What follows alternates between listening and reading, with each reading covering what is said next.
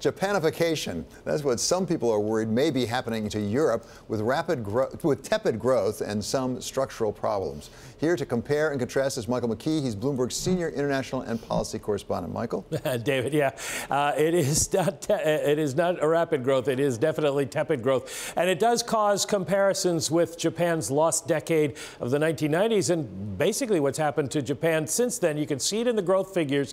We've got both Europe and Japan. Euro is in white, and the Japanese growth GDP numbers are in blue.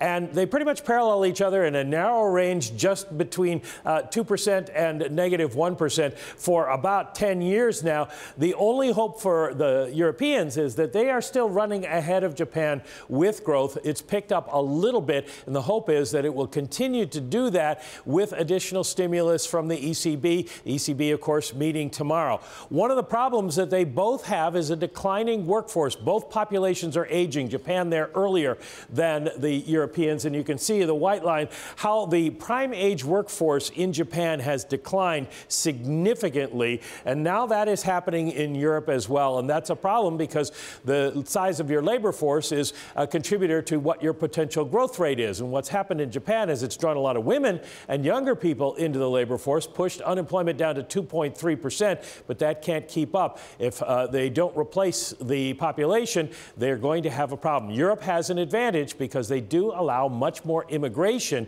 but it's still something they're facing going forward. And finally, they can't generate inflation in either country. Now, we shouldn't talk because the U.S. isn't doing a great job either, but take a look at the white line is the core CPI for Europe, and the yellow line is the core CPI for Japan, both of them well below that 2% target. And you can see where their policy rates are. Both of them have gone negative, been negative since the beginning of the Great Recession, and they haven't been able to generate any inflation at all. Suggests that the economies there are still running very slowly. The only hope for Europe is that they are getting a little bit higher, and they're seeing some gains in wages that may push up inflation down the road. But both of them a problem, which is why people keep talking about the possibility of Japanification.